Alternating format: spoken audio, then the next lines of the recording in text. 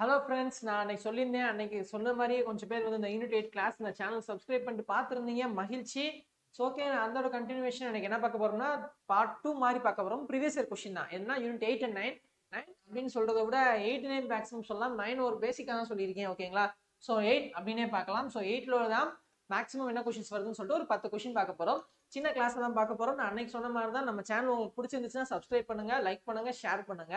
And then okay ஒன்ஸா comment பண்ணுங்க. நீங்க comment பண்றத பொறுத்து தான், நீங்க கொஸ்டின்ஸ் கமெண்ட் பண்றது, உங்க டவுட்டை கேட்கறத பொறுத்து தான் அடுத்தடுத்த கிளாஸ் போட முடியும், சூன் லைவ் வர முடியும். ஓகேங்களா? ஸோ ஓகே, நம்ம கிளாஸ்க்குள்ள போயிடலாம். ஸோ என்ன பார்க்க போறோம்னா டிஎன்பிசி யூனிட் 8 அண்ட் 9ல previous year question analysis. First question பாருங்க. கொஸ்டின் என்னன்னா, பாரத் ரத்னா விருது பெற்ற தமிழக முதல்வர்கள் எத்தனை பேர்? இதான் கொஸ்டின். பாரத ரத்னா விருது பெற்ற தமிழக முதல்வர்கள் எத்தனை பேர்? ஸோ இந்த கொஸ்டினை வச்சு பாருங்க. பதவியில் இருக்கும்போது யார் வாங்கினாங்க, பதவியில் இல்லாதப்போ யார் வாங்கினாங்கன்னு சொல்லி எதுவுமே கேட்கல, ஜென்ரலா கேட்டிருக்காங்க. ஓகேங்களா? ஏன்னா பதவியில் இருக்கும் போதும் வாங்கியிருக்காங்க, பதவியில இருந்து போய் அதாவது மரணத்தை தழுவினக்கு அப்புறம், ஸோ அவங்க இறந்தக்கு அப்புறம் பின்னாட்களையும் அனௌன்ஸ் பண்ணியிருக்காங்க. ஸோ அப்படி பார்த்தா யாரு வாங்கியிருக்கா அப்படின்னு சொல்லிட்டு 3 பேர் வாங்கியிருக்காங்க. ஓகேங்களா? ஸோ 3 பேர். ஆன்சர்னா 3 டிஎன் சீஃப் மினிஸ்டர்ஸ், அதாவது தமிழ்நாடு சீஃப் மினிஸ்டர்ஸ் 3 பேர் வாங்கியிருக்காங்க. என்ன award? Bharat Ratna. First one யார் அவர்னா ராஜாஜி அவர்கள். ஓகேங்களா? ஃபர்ஸ்ட் ஒன் ராஜாஜி 1954ல வாங்கினார். ஓகேங்களா? ஸோ அதை தொடர்ந்து காமராஜர் வாங்கினாரு. Second one Kamarajar. மூணாவது எம்ஜிஆர் அவர்கள். ஓகேங்களா? 3 பேர், 3 டிஎன் சீஃப் மினிஸ்டர்ஸ் தான் இந்த பாரத் ரத்னா அவார்ட் ரிசீவ் பண்ணியிருக்காங்க. அதில் 1954ல ராஜாஜி ரிசீவ் பண்ணார். ஓகேங்களா? 1954ல ராஜாஜி ரிசீவ் பண்ணாரு. அவர் பதவியில் இருக்கும் போதே வாங்கினாருன்னு இருக்கு. ஸோ காமராஜர் எம்ஜிஆர் 2 பேருமே அவங்க மரணத்தை தழுவினதுக்கு அப்புறம், ஸோ இயற்கை எய்தியதுக்கு அப்புறம் தான். இவர் வந்து 1976ல, அதாவது 75ல இறந்தாரு. 76லயும் இவர் 1988. ஓகேங்களா? 98ல இவர் இறந்த அதே வருஷத்தையும் கொடுத்திருந்தாங்க. ஸோ 3 பேர் தான் வாங்கியிருக்காங்க. தமிழக முதல்வர்கள்ல 3 பேர் பாரத் ரத்னா வாங்கியிருக்காங்க. ஓகேங்களா? அடுத்த கொஸ்டின். சுயமரியாதை இயக்கத்தின் 4வது மாவட்ட மாநாடு எங்க நடைபெற்றது? சுயமரியாதை இயக்கம் யார் வச்சிருந்தா? ஞாபகம் இருக்கா உங்களுக்கு? சுயமரியாதை இயக்கம்னா நமக்கு டக்குன்னு யார் வருவானா? பெரியார், தந்தை பெரியார் அவர்கள். தந்தை பெரியார் அவர்கள். ஓகேங்களா? சோ அந்த சுயமரியாதை இயக்கத்தோட 4வது மாவட்ட மாநாடு, அதாவது 4வது மாநாடு எங்க நடத்தினாங்க? அதான் கொஸ்டின். சோ ஆன்சர் என்னன்னு பாத்தீங்கன்னா சேலம். சேலம் டிஸ்ட்ரிக்ட்ல நடத்தினாங்க. ஸோ இதுல வந்து ஞாபகம் வச்சுக்கிறதுக்கு எதுவும் இல்லை, எந்தெந்த மாநாடு எங்க நடத்தினாங்க அப்படின்னு சொல்லி ஞாபகம் வச்சிருந்தா போதும். ஸோ அந்த வருஷம் என்னன்னு பாத்தீங்கன்னா 1943. 1943வது வருஷத்துல 1943வது வருஷத்துல சேலம் மாவட்டத்துல நடந்துச்சு. என்ன நடந்துச்சு? சுயமரியாதை இயக்கத்தின் 4வது மாவட்ட மாநாடு. ஓகேங்களா? ஸோ இப்போ ஃபர்ஸ்ட் கொஸ்டின் என்ன பார்த்தோம்? பாரத் ரத்னா அவார்டு வாங்கின சீஃப் மினிஸ்டர்ஸ். இப்போ சீஃப் மினிஸ்டர்ஸ்னா அவங்க என்ன பண்ணாங்க, அவங்க ஸ்டார்டிங் வெர்ஷன் என்னன்னு படிக்கணும் ஒண்ணு. இந்த கொஸ்டின் என்ன பார்க்கணும்? சுயமரியாதை இயக்கம். அப்போ பெரியார் சார்ந்த செயல்கள், பெரியாரோட சீர்திருத்தங்கள், ஸோ அதுக்கு ரிலேட்டடான கொஸ்டின்ஸ் பார்க்கணும். அதான் இதோட பொருள். ஓகேங்களா? ஓகே, அடுத்த கொஸ்டின். திருக்குறள் குறித்து சிறந்த விளக்க உரை கொடுத்தவர் யாருன்றத கொஞ்சம் மிஸ்டேக் ஆயிருக்கு. விளக்க உரை. ஓகேங்களா? பெஸ்ட் கமெண்டேட்டர் யாரு? இது நம்ம அழகா படிச்சதுதான் ஆல்ரெடி, பரிமேல் அழகர் அப்படின்னு சொல்லிட்டு. பட் இந்த கொஸ்டின் ஏன் சார் இங்க கொண்டு வந்தீங்க நீங்க கேட்கலாம். பரிமேல் அழகர் அப்படின்னு சொல்லிட்டு ஏன் நம்ம கொண்டு வந்திருக்கோம் பாத்தீங்கன்னா, யூனிட் 8ல வந்து 2 செக்ஷனா பிரிப்பாங்க. ஒன்னு தமிழ்நாடு, இன்னொன்னு தமிழ் மொழி அப்படின்னு சொல்லிட்டு. ஸோ தமிழ் மொழி அப்படின்னு பார்க்கும்போது இது கண்டிப்பாக வந்துடும். ஸோ தமிழ் மொழி சங்க இலக்கியமாக, அப்புறம் இடைப்பட்ட கால இலக்கியங்கள்லாம் படிக்கணும்.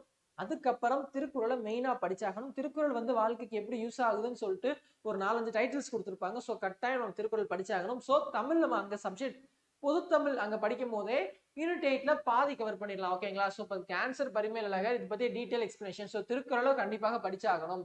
திருக்குறள் யூனிட் 8க்கு ரொம்ப ரொம்ப முக்கியம். கண்டிப்பாக 1 அல்லது 2 கொஸ்டின், 1 அல்லது 2 கொஸ்டின், ஒரு கொஸ்டின் கட்டாயம் வந்துடும். 2வது கொஸ்டின் வருவதற்கும் ஆச்சரியப்படுவதற்கு இல்லை. ஓகேங்களா? சோ கொஸ்டின் திருக்குறள்ல இருந்து வரும், கண்டிப்பாக படிக்க வேண்டும். அடுத்தது பாருங்க, 3வது நல்ல கொஸ்டின். மூக்கறுப்பு போர் யாருடைய ஆட்சி காலத்தில் நடைபெற்றது? இந்த மூக்கறுப்பு போர் அப்படின்றது வந்து ஒரு ஃபேமஸான ஒரு போர். ஸோ மூக்கறுப்பு அப்படின்னா மூக்கறுத்தல் அப்படின்ற மாதிரியும் கிடையாது. ஓகேங்களா? அது வந்து எப்படி சொல்லுவாங்கன்னா வார் ஆஃப் நோசஸ் அப்படின்னு சொல்லுவாங்க. ஸோ இந்த மூக்கறுப்பு போர் யார் காலத்தில் நடைபெற்றதுன்னா நாயக்கர்கள் காலத்துல. ஆப்ஷன்ஸ் ஃபுல்லாவே நாயக்கர் தான் நம்ம கொடுத்துருந்துருப்போம். கரெக்ட். சோ எந்த நாயக்கர் காலத்துல வந்து மூக்கறுப்பு போர் நடைபெற்றது அப்படின்னு பாத்தீங்கன்னா திருமலை நாயக்கர், மதுரையை ஆட்சி செஞ்ச திருமலை நாயக்கர் அவர்கள். சோ ஃபேமஸான ஆள், நம்ம எல்லாருக்கும் தெரியும். சோ இதுல இருந்து நமக்கு என்ன தெரியுதுன்னா நாயக்கர்கள் லெசன் படிக்கணும். நாயக்கர்கள் லெசன் ரொம்ப முக்கியம். சோ அதுல ஒரு கொஸ்டின் வரதுக்கு சான்ஸ் இருக்கு. நாயக்கர்கள் எப்படி சொல்லுவாங்கன்னா மதுரை சுல்தான்கள் அப்படின்னு கூட சொல்லுவாங்க. மதுரை சுல்தானியம். ஓகேங்களா, நாயக்கர்கள் ஆட்சி செஞ்சது வந்து மதுரை சுல்தானியம் அப்படின்னு கூட சொல்லுவாங்க. ஓகேங்களா, சோ நாயக்கர்கள் ரொம்ப முக்கியம். அதுல மூக்கறுப்பு போர் ரொம்ப முக்கியமான ஒண்ணு. சோ அந்த மூக்கறுப்பு போர் யார் காலத்துல நடைபெற்றது? நம் திருமலை நாயக்கர் அவர்கள் காலத்துல. இந்த நாயக்கர் மரபுல ஃபேமஸான அரசர், வலிமையான அரசர்னாலும் அது திருமலை நாயக்கர் அவர்கள் தான். ஓகேங்களா, சோ நம்ம கிளியர்னு நினைக்கிறேன். நம்ம அடுத்த கொஸ்டின் போலாம். அடுத்த கொஸ்டின் பாருங்க, 5th கொஸ்டின். புனித ராமலிங்கரின் கருணை கோட்பாடு எதனை அடிப்படையாக கொண்டது? ராமலிங்கரின் கருணை கோட்பாடு, ராமலிங்கர் கான்செப்ட் ஆஃப் கருணை பேஸ்ட் ஆன். ஸோ ராமலிங்க அடிகள் அப்படின்றப்ப தமிழ்ல வந்துடும். ஸோ நான் முன்னாடி கொஸ்டின் சொன்னேன், தமிழ்ல கேட்ட படிச்சாகணும். ஓகேங்களா, ஸோ ராமலிங்க அடிகளார் கருணை கோட்பாடு, கருணை எதுல இருக்குன்னு அவர் சொன்னார்னா கருணையை பேஸ் பண்ணி என்ன செய்யணும்னு அவர் சொல்லியிருக்காருன்னு பாத்தீங்கன்னா சேவை. ஓகேங்களா, ஆன்சர் சேவை. சேவை செய்வதில் கருணை இருக்கணும். அமைதின்றது நமக்குள்ள ஒரு இன்டர்னலா இருக்கும். ஸோ மன அமைதி, அமைதியாக இருக்கணும்னு சொல்லிட்டு பிறருக்கு உதவுதல் அப்படின்றதும் சேவையும் ஒண்ணுதான். ஆனா உதவுதல் அப்படின்றது உதவியாக இருக்கும், சேவை என்பது கருணை அடிப்படையில் இருக்கும். ஸோ இன்னும் எக்ஸ்பேண்டடா போகும். உதவுவத எக்ஸ்பேன்ஷனா சொல்லணும்னா அது சேவைன்னு சொல்லலாம்.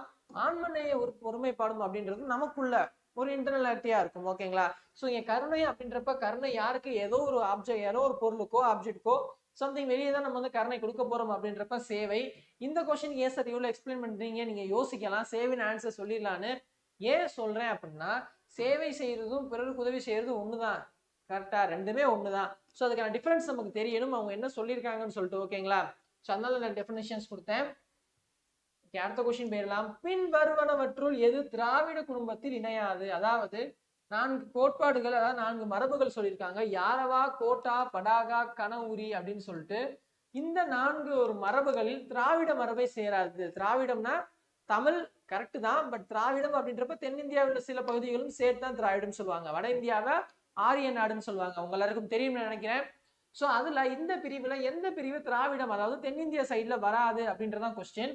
ஸோ திராவிடம்னா தமிழ் என்பது கிடையாது, தென்னிந்தியாவில சில பகுதிகளை குறிக்கும்.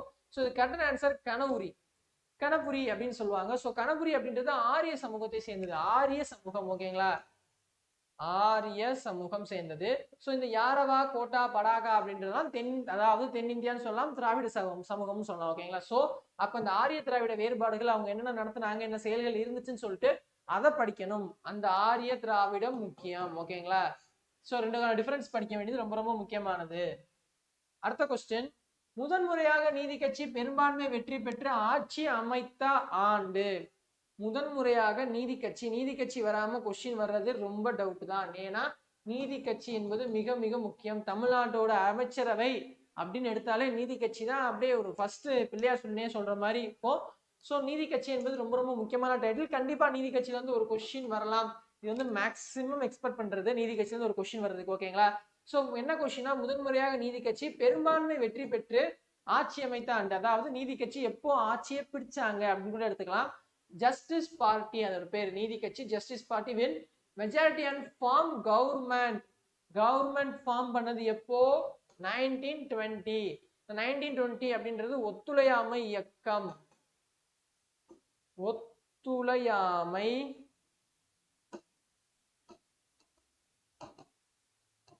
இயக்கம். ஸோ இந்த ஒத்துழையாமை இயக்கத்தை ஞாபகம் வச்சு கூட நம்ம நீதி கட்சியை சொல்லலாம். 1920 நீதி கட்சி தமிழ்நாட்டில் முதலாக ஆட்சி அமைச்சிச்சு. ஸோ தமிழ்நாட்டில் ஆட்சி அமைச்சது கட்சி யாரு? நீதி கட்சி. முதலில் பெரும்பான்மை வெற்றி பெற்று ஆட்சி அமைச்சது நீதி கட்சி. ஓகேங்களா, இதுக்கு ஒரு ஹிஸ்டரி சொல்லுவாங்க. என்னன்னா நீதி கட்சியா இருந்தது கொஞ்சம் கொஞ்சமா மாறி திராவிடர் கழகமா மாறிச்சு. திராவிடர் கழகம் சொல்லிட்டு பெரியார் கிட்ட இருந்துச்சு. ஸோ திராவிடர் கழகம் அப்படின்றத பெரியார்ல இருந்து அண்ணா பிரிஞ்சு திராவிட முன்னேற்ற கழகமா மாத்தினாரு. ஸோ திமுக. அந்த திராவிட முன்னேற்ற கழகம் அப்படின்றது எம்ஜிஆர் பிரிஞ்சு அண்ணா திராவிட முன்னேற்ற கழகம் பிரிச்சாருன்னு சொல்லிட்டு ஒரு ஃப்ளோ சொல்லுவாங்க. பட் இது கரெக்டான ஃப்ளோவான்னு தெரியாது. ஒரு ஃப்ளோ இருக்கும், ஒரு ஹிஸ்டரியில ஒரு ஃப்ளோ வரும். ஓகேங்களா, ஸோ நீதி கட்சி தான் அப்படி ஆச்சு, பின்னாட்கள் இப்படி பிரிஞ்சிச்சுன்னு சொல்லிட்டு. ஓகேங்களா, ஸோ ஓகே, இப்போ நம்ம அடுத்த கொஸ்டின் போயிடலாம். கிபி 470 தக்கான திராவிட சங்கம் எங்கு நிறுவப்பட்டது? தக்கான திராவிட சங்கம், நான் முன்னாடியே சொன்னேன். திராவிடம் அப்படின்னு சொல்லும் போது என்ன சொல்லுவோம்? தமிழ்நாடு மட்டும் சொல்ல மாட்டோம், தென்னிந்தியாவின் சில பகுதிகளையும் குறிப்பிட்டு சொல்லுவோம். ஸோ தக்காணம் அப்படின்றது இப்படி வர இந்தியா மேப்ல வந்து இப்படி போகுது அப்படின்னா இந்த வரதுதான் தக்காணம் சொல்லுவோம். அதாவது இந்த தக்காணம் அப்படின்றது திராவிடத்துக்கும் ஆரியத்துக்கும் நடுவுல வரும். ஓகேங்களா, திராவிடத்திற்கும் ஆரியத்திற்கும் நடுவுல வருவது தக்காணம். ஸோ இந்த தக்கான திராவிட சங்கம் 470, அதாவது கிபி 470 பாருங்க எங்க 4th செஞ்சுரி, கிட்டத்தட்ட 16 செஞ்சுரிக்கு முன்னாடி நடந்த விஷயம். ஸோ இப்போ எதுல வரும்னா தமிழ் அல்லது மக்கள் அப்படின்னு சொல்லிட்டு இப்படி பிரியும் மொழி சார்ந்த செயல்கள். ஓகேங்களா? ஸோ அந்த மொழி சார்ந்த பகுப்பு இந்த தக்கான திராவிட சங்கம் எங்க கிரியேட் பண்ணாங்கன்னு பாத்தீங்கன்னா நம்ம மதுரையில. ஓகேங்களா? ஏன் மதுரை சூஸ் பண்ணாங்க? தக்காணம் இங்க இருக்கு, மதுரை வந்து கொஞ்சம் கண்டிப்பா இந்த இடத்துல இருக்கும். ஓகேங்களா? மதுரை இங்க இருக்குன்னு சொல்லிட்டு யோசிக்கலாம். தக்கான திராவிட சங்கம்னா தக்காணத்தை சார்ந்த திராவிட சங்கம். ஸோ திராவிடம் அப்படின்றப்ப நம்மளும் அடங்கிடுவோம். ஸோ அதனால எங்க கிரியேட் பண்ணாங்கன்னா மதுரையில. ஓகேங்களா? மதுரையில தான் தக்கான திராவிட சங்கம் கிரியேட் பண்ணாங்க. அடுத்த கொஸ்டின் பாருங்க, தமிழ்நாட்டில் வற்றாத ஜீவநதி என்று அழைக்கப்படுவது எது? ஸோ இப்போ வந்து எந்த நதியும் வற்றாம ஓடல, எல்லாமே வற்ற நிலைமையில வத்தி போயிடுச்சு. பட் இது வந்து தமிழ் மரபு. ஸோ தமிழ் அப்ப இருந்த இலக்கியம், காலநிலை, சூழ்நிலைகளை பொறுத்து வற்றாத ஜீவநதி, தமிழ்நாட்டின் வற்றாத ஜீவநதின்னு எதை சொல்லுவாங்க? எல்லாரும் மேக்சிமம் காவிரியாறு தான் யோசிப்பாங்க. காவிரின்னு சொல்லிட்டு, ஏன்னா தென்னிந்தியாவிலே மிகப்பெரிய 3வது மிகப்பெரிய ஆறு காவிரி.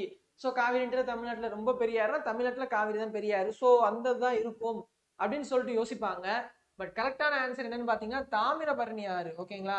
தாமிரபரணி ஆறு. ஸோ தாமிரபரணி ஆறுக்கு இன்னொரு நல்லா யோசிக்கலாம்னா, விவசாயம் குடும்பம் சார்ந்தவங்க யாராவது இருந்தீங்கன்னா உங்களுக்கு புரியும். தாமிர வயல் அப்படின்னு சொல்லுவாங்க. தாமிர வயல்லாம் தண்ணி எங்க இருந்தாலும் வந்துடும், தாமிரபரணி மாதிரி. ஸோ எங்க இருந்தாலும் தண்ணி வந்துடும், வத்தவே வத்தாது அந்த வயல். அந்த வயலுக்கு எப்படியும் தண்ணி கிடைச்சிடும்.